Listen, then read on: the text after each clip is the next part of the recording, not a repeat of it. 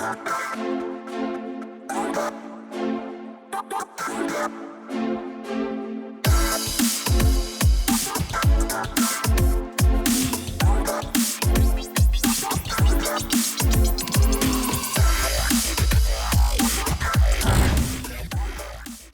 what's going on, everybody? Welcome to another episode of Your Intention Matters, the podcast. Thank you very much for being here. My name is still Paul Madat. Today, I have Nicole Metzger, Senior Vice President, National Sales at JMI, coming to us from Greenville, South Carolina. Is that Gamecocks country? It is. It is. Also Clemson Tigers. Rival Fighting words right there to get started. Depends on who you talk to, but it's divided house in this city for sure. Gotcha. Well, Nicole, thanks so much for being here. Really nice to meet you. Do me a favor, say hi to everybody, provide a quick intro, and then we're going to get into it. Yeah. Hey, everybody. Excited to be here and nice to meet you all virtually. As mentioned, I'm Nicole Metzger and currently the Senior Vice President of National Sales at JMI Sports. We are a boutique multimedia rights holder agency that works primarily with colleges and universities in the athletic program to help them find sponsorships and corporate partners. I live in Greenville, South Carolina, and have been in this crazy sports world for a little over 20 years. Love it. Well, let's get into it then. So, Nicole, you have a good understanding of the podcast. Your Intention Matters. It's built on mindset and intention, and really it's rolling over achievement. And I'm ready to go. You ready? I'm ready. Let's do it. Okay, listen. So we go back in time on this podcast. We're going to go back in time. Let's go over your left shoulder. Let's go back. University of Georgia, Terry College of Business, marketing background, circa 2003. Let's go back there. When you were getting ready to get started, did you have a vision? Did you have a plan? Was it like, I got to get to school and I'll figure it out? Or were you set on what you thought you might be doing, once you started the work? It's interesting. I started with a plan and quickly pivoted, which I think many people can relate to.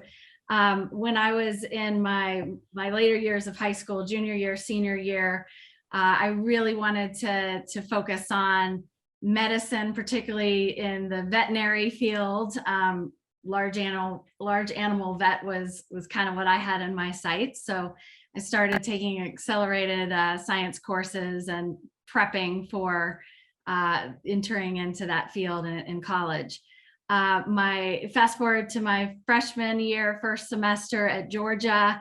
AP biology, I think 3 weeks in, and I realized I'm not going to be able to hang at all. So quickly pivoted and entered into a general business, administration field or path, and went into the Terry College of Business.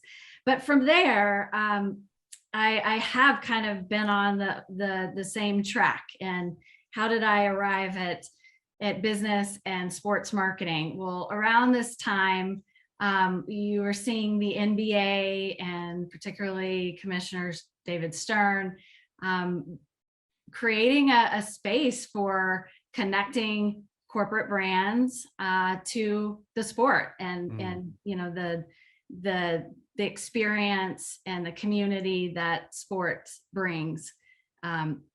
And that was opportunity for brands to connect with that community and that consumer. So I learned all of this about sports and the vessel of marketing and connection through some of my experience in high school and earlier. I was actually on a competitive dance team in high school, and we competed at nationals, ESPN nationals. We performed in the 1996 opening ceremonies of the Olympics.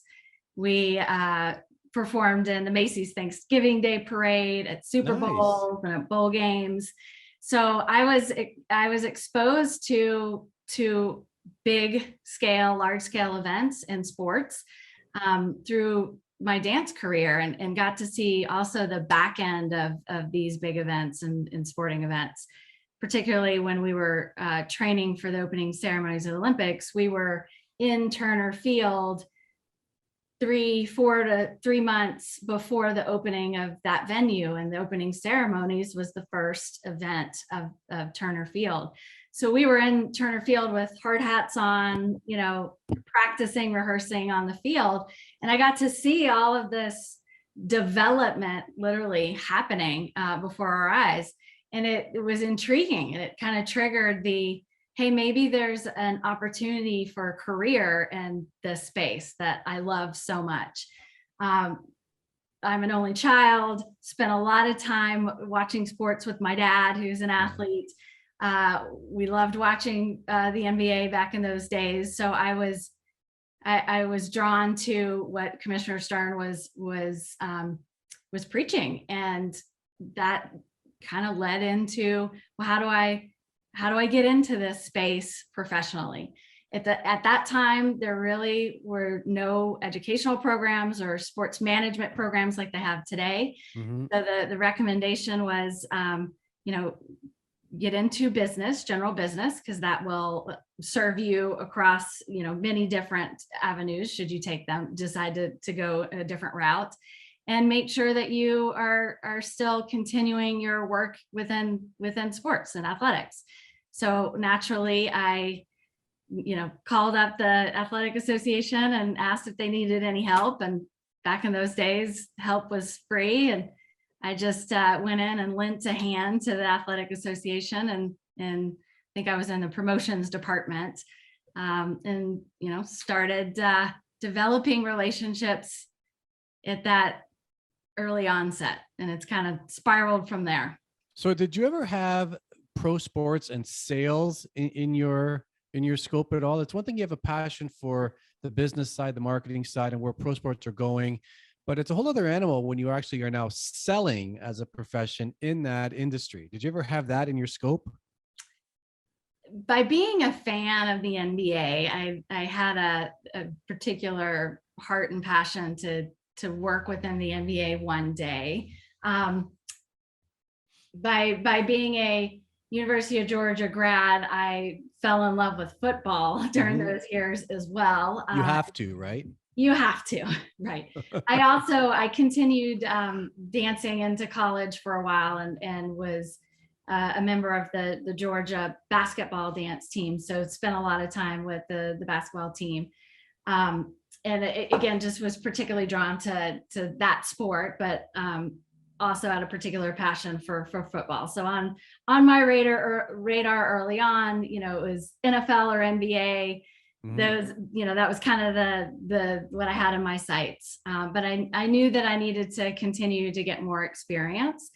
So everything just kind of rolls into the next chapter for me. If you look back into the sequence of my career, within, I think this was maybe my junior year, I took a semester to intern. And I did that thoughtfully. I wanted to really immerse in an internship. Again, it was during those years, it was about getting the right experience and who and continuing to build your network, particularly in that sports sector.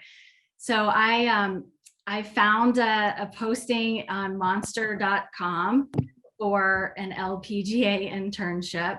I submitted my resume over monster.com application. Was fortunate enough to get a call from the hiring manager, and they interviewed me on the phone. I was sitting, I think, on the steps of the law library on North Campus outside. It was probably a quick 30-minute, just really more get to know you, attributes type of interview. This was an internship program, so you were entering in with a group of other interns. There was a facilitator that, based on your personality, your major, your background, they would place you in a certain group or department within the LPGA. So I went in just wanting to be an intern of the LPGA to get more experience and to start into the entree into pro sports. When I interviewed, I had a great conversation with the hiring manager, and a couple of weeks later, found out that I got the internship and was, of course, super excited. That required me to move down to Daytona Beach, Florida for the summer, and drove my little Mazda MX-3 down with no air conditioning and a 3-year-old husky in the car, but all great memories. So when I got to the LPGA, we learned on day one where we were going to be placed. And I was placed with the corporate sales team, the sponsorship team that was responsible for the naming rights of the various tournaments of the LPGA. Why they placed me there, I think because I have had a marketing focus within my Bachelor of Business, and had a passion for marketing and creativity and brand strategy, really. So I think they saw those passion points of mine and placed me in that group. And in that role, I was a sales support for the chief commercial officer, helped him do everything A to Z on the journey of negotiating and closing those deals. And I've never looked back. I mean, it really became a wheelhouse of mine, and I found so many just great connection points to my personality and the ability to continue to learn and have really a diverse knowledge of the business community and be able to connect the sport with the brand. Nicole, you mentioned a passion and an interest in both the NFL and NBA. Did you get a chance to work in both industries or both leagues, so to speak? And if so, which one came first? I was fortunate enough to work with both. The first was the NBA team side. My first NBA team role was with Kroenke Sports. So that's the Denver Nuggets. Oh, so you moved to Denver, I presume. I did, right after school. Actually, the day after graduation, I had a U-Haul packed and was off to Colorado.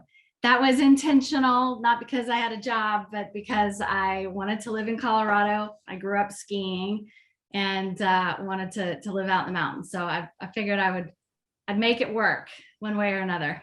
And how long were you with the Denver NBA organization? I was with Kroenke Sports for, I believe, right around 4 years. But that was not my first job in Colorado. My first job was actually with a evaluation agency called the Bonham Group. They did sponsorship valuation and also manage, on the brand side, manage brands that had sports sponsorship. So help them negotiate deals, evaluate renewals, so forth. I got that role through my LPGA internship. One of my tasks as an intern was to look at one of the tournaments that actually was the Chick-fil-A Charity Championship and sit there with a stopwatch and time every time a brand had exposure on the broadcast. And, I'd sit there with a list of the brands I saw on the broadcast and the time each time they showed up on the screen. So that timing, they call it a timing report. That timing report then got plugged into, those numbers got plugged into a methodology and equation that an agency that worked with the LPGA would use to help show the return on investment that the LPGA was providing their partner, Chick-fil-A in that instance, or otherwise. That agency that worked with the LPGA naturally was the Bonham Group. So after my internship with the LPGA, they made a call for me and gave a referral. And a couple of weeks into my move out to Colorado, I was fortunate enough to get a call and join that team for a little while. And so 4 years with the same organization, in pro sports, which you clearly have a passion for. What was behind the decision to move on, and where did you go? My next move was to the Denver Broncos, and that was really because I wanted to also work for the NFL, and in Denver, it's Broncos country. It's a football town. It's a sports town, I guess. Mm-hmm. I gotta love all my kids equally. But I was in my young 20s and looking to continue to get more experience and sell for another brand and property, but also learn from other, peers within my group. So I was networking with the Broncos senior leadership when I was in college. So I had actually a relationship with them, existing relationship.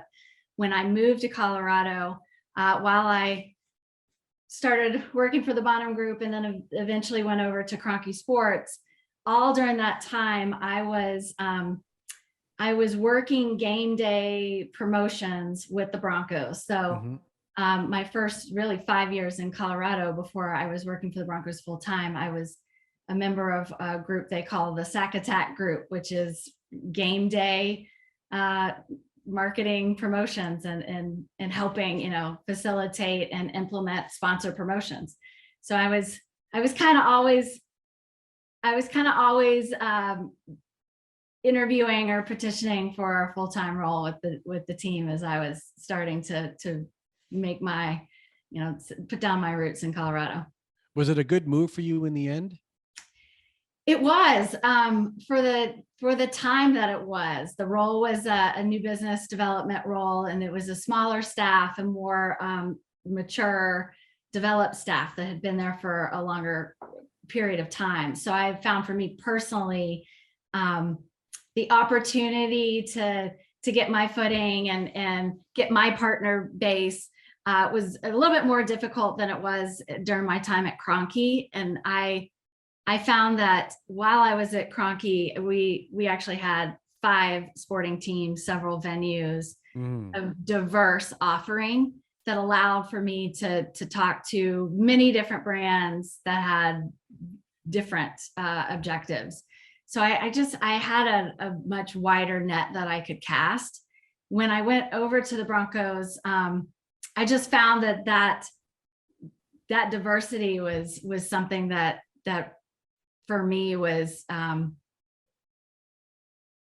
it was just more fun to be able to offer, have different offerings. So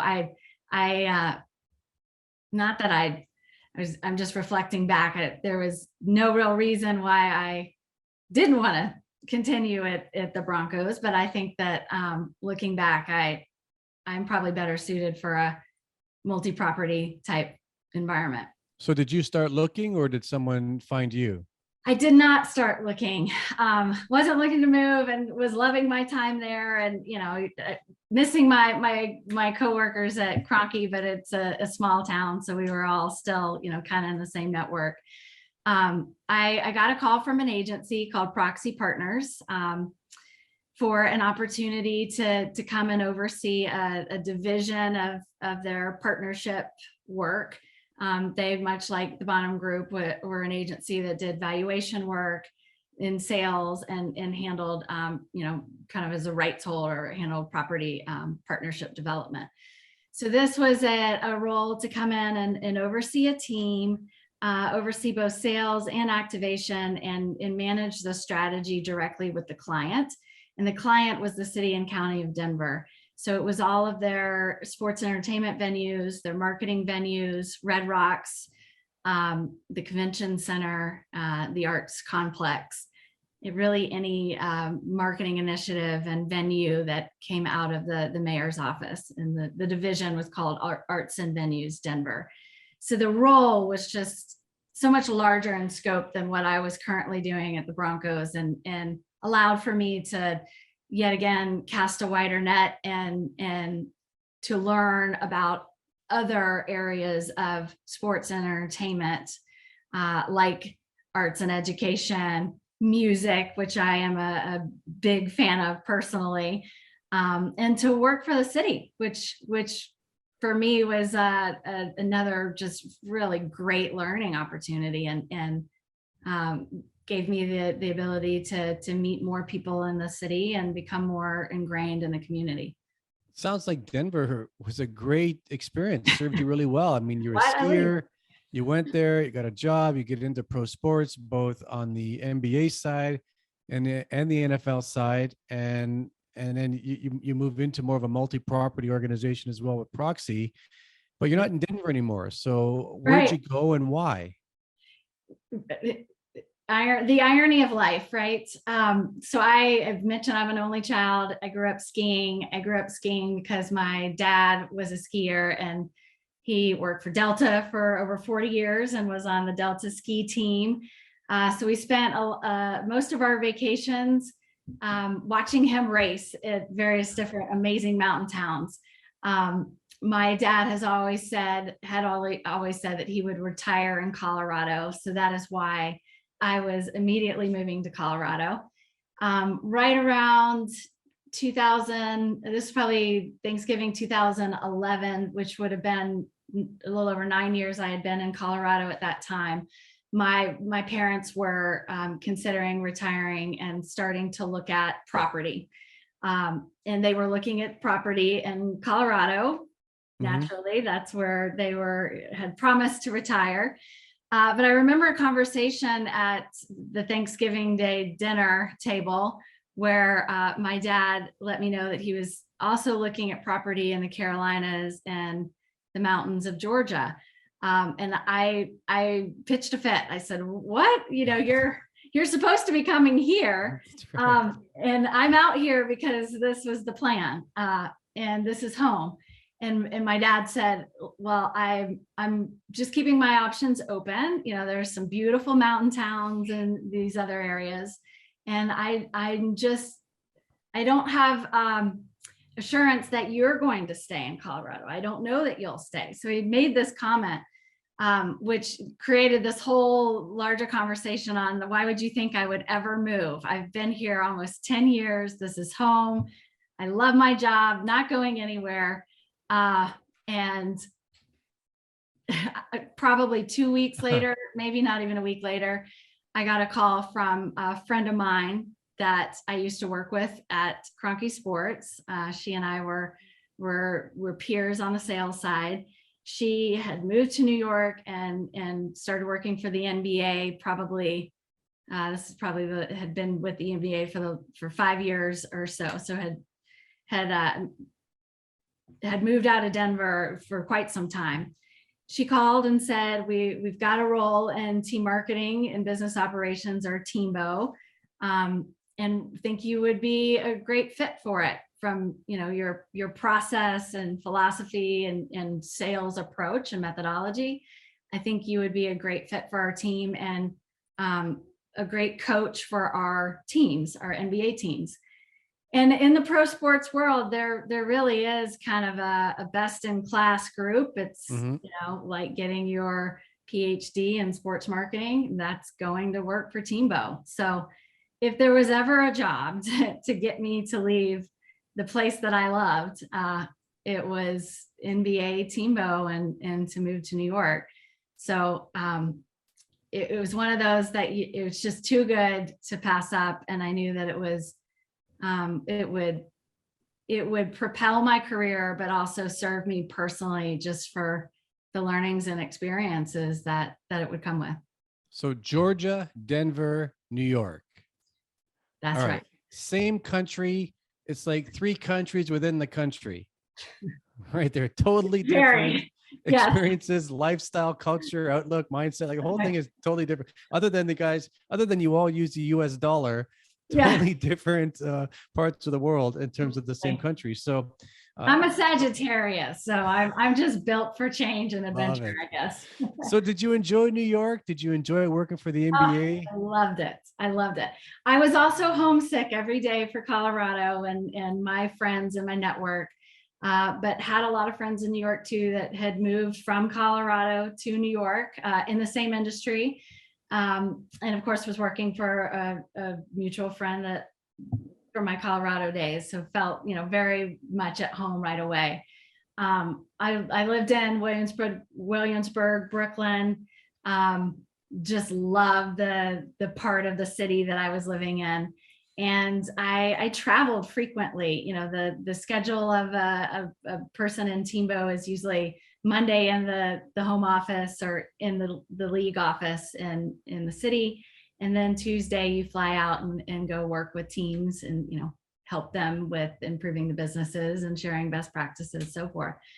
So the adventure of going to different markets, seeing different processes and styles, meeting everybody in the NBA family, and of course, working with such amazing, talented, smart, innovative, passionate, wonderful people in the NBA. It was the chance of a lifetime, and really has given me the foundation to kind of that next chapter in my career. How long were you in New York for? 3 years. 3 years. 3 years. Amazing. Yes, I could have been there forever. But you're not. But I'm not. What happened? So like all of the next turn of my chapters, I got a call from a recruiter. There was an opportunity to help an NFL team sell a naming rights for a new multi-million-dollar renovation project, to rehabilitate a team, a sponsorship team, and to improve the process and approach to how the property approaches the partnership business in the marketplace. Again, from more of that consultative approach to being, true strategic alliances, versus selling a sign or advertising, or more transactional in scope. So it was my time at the NBA. It kind of started to develop a wheelhouse of being able to help underperforming properties improve, and infuse the fundamentals and establish process and approach and tighten up approach. So this was a property that was in need of really a skill set that I had, and that I knew that I could make a positive impact. Miami was not a market that I knew that I would stay in for a long period of time. This really was an opportunity that I went down for just that, short period of time of the project of restructure the team, rehabilitate the team, help sell a new naming rights, and help, relaunch this amazing facility that really is, one of a kind. If you haven't seen it, Hard Rock. So it was the Dolphins. It was the Dolphins, yes. All right, South Beach, look out. South Beach, but I lived in Fort Lauderdale. I was with the Fort Lauderdale bunch. Fort Lauderdale is pretty good too. It sure is. How long were you in Florida then? Can't beat living on the beach. Oh, it's great, right? How long were you there for? Fantastic. So I was in Florida. I want to say it was just under 2 years. I think it was maybe 20 months. Did you get recruited again? I did. I did, but this time, so I met my husband at the Dolphins, and we fortunately were able to take a little time in between going back to the NBA. So my next move was to Charlotte with the Hornets, and I had been in contact with them and worked very closely with them in my Teambo days. So before I started that role, I had 6 months that we went back to Colorado. We got married. Nice. Got all the ducks in order, and then moved out to Charlotte. So I had a little breather in between, which was nice. I just recently had Drew Praster on from the Hornets, just recently, Yes. just within like the last 2 weeks he's been on. So I presume you worked with him? I did. Yeah, Yes. great guy. Yeah, it's a great family over there. I also have fond memories of my time in Charlotte. And so was it a longer run in Charlotte, a couple years, 3 months? That one was similar to Miami, 2 years about. I was not looking to leave there either, but got a call for JMI. This one came about a coworker of mine that I worked with in Teambo at the NBA. He had just taken a role as the president of the Notre Dame property at JMI. He was previously the chief revenue officer of the Milwaukee Bucks, and somebody that I very much respect. Think he's brilliant in what he does, and super creative, and just from an approach and process standpoint, I really think that he is top notch.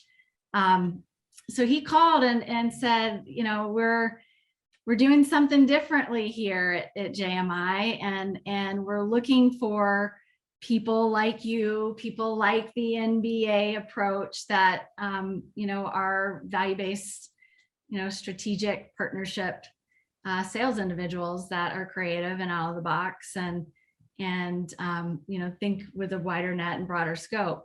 So would you be open to speaking to our CEO and our president? There is an opportunity they want to speak with you about, and we'd love it if you just take the call.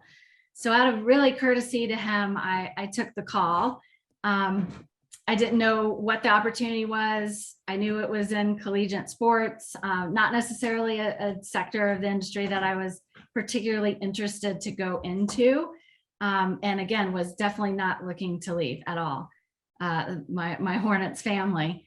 But the way the timing worked out, the CEO and the president were in Greenville on a Friday and asked if I would come down to Greenville, which is less than a 2-hour drive from Charlotte. I had the day available. I was in between games. So agreed to come meet them in person, and was able to make it kind of a long weekend with my family, because Greenville kind of has that tourist vibe, right? So we packaged it with a little family getaway. And I met with the CEO and the president that day on Friday, and I think we were in the conference room for 8 hours, just talking about the business and the vision, and our CEO's, who is our co-founder, his philosophy, and the role and the opportunity and the needs at the property.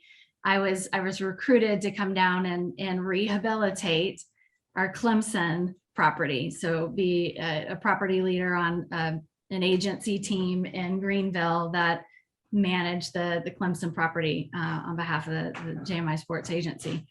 So it was, you know, the boxes that were starting to get checked in that conversation were alignment on philosophically, just on how to align in the partnership sense.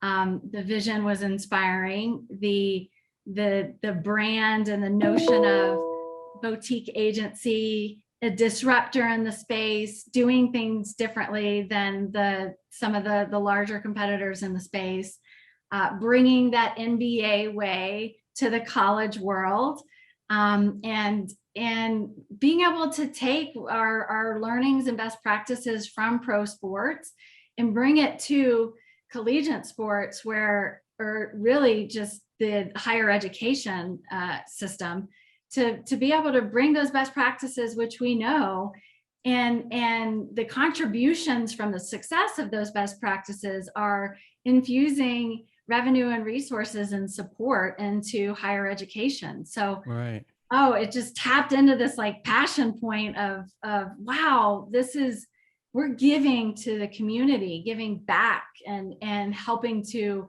promote and propel higher education. And then it also didn't hurt that JMI Sports was working with Georgia, my alma mater. And, you know, it kind of got me excited that maybe I could get back to some games and back on campus every once in a while. And the last piece of it that kind of was the switch for me was when my family and I came down to Greenville and saw the community and the culture of the city and the lifestyle. I was going from driving 13 miles from our home in north of the city in Charlotte to the arena. It was taking me about an hour and a half each way, 3-hour commute, to this amazing city in Greenville, where I'm 5 minutes from the office, and I'm in this great historic neighborhood. So you're just, lifestyle starts to become a part of the decision too. I was going to ask you if you had to bring your sales A game to sell your husband on making the move, but it sounds like the city sold it for both of you. The city sold it for both of us, and we have a 15-year-old son. He came down to visit that weekend. It was, I think this was in October of that year. And on Saturdays during the fall, there's a farmer's market right downtown. So we went to the farmer's market, and everybody was just very excited and could see us living here, from, all three of us just are what we like to do, from a lifestyle standpoint. We really saw that we would fit in really well here. Nicole, what a great story here. I mean, you start off thinking you have a path for medicine and science, and then you get into it and you realize not even a month in, you're like, this ain't for me. For that. Thanks, but no thanks. And you get into business, and then Georgia, Denver, New York, Miami, Charlotte, South Carolina. I mean, great runs across the board. You're raising a family, you're married, you're moving across the country, different experiences, success everywhere you've had. And just thanks so much for being here. It was a lot of fun getting to learn a little bit more about your story. It's so great to hear. Thank you for having me, and thanks for being interested in the crazy ride it's been so far. I'll close with this. So who is your team today? If there's one team you have to watch, that if all of the teams you worked for, the Broncos and the NBA teams, the Hornets and the Dolphins are all playing, whatever it might be, who's the team you have to watch? College ball? Is it pro sports? Who are you watching as the primetime 8:00 at night? Preferably whoever's winning at that time. Great answer. I don't know if I have one. Well, of course it's Georgia, no matter what, right? First and foremost, my alma mater, always. But I just love every single one that I've worked for. In particular, there's a severe soft spot for each of those institutions. But also grew up watching teams like the Boston Celtics, Washington football team. My grandparents lived in DC, so we're crazy Washington fans. I have those kind of stories too, where depending on the day, I could have a different logo on my shirt. And I loved your answer though. Whoever's winning. The March Madness this year was. Oh yeah, it would have been crazy. For the history books, right? Well, Nicole, listen, thanks again for being here. It was a real pleasure listening to your story. Thank you. Yes, thank you so much. You bet. All right, everybody, we're going to wrap it up right now. Remember, your intention matters. Why? Because as I say, that's the result you'll tend to get. We're out of here. We'll do it again next week. And let's go Bulldogs. Go Dogs.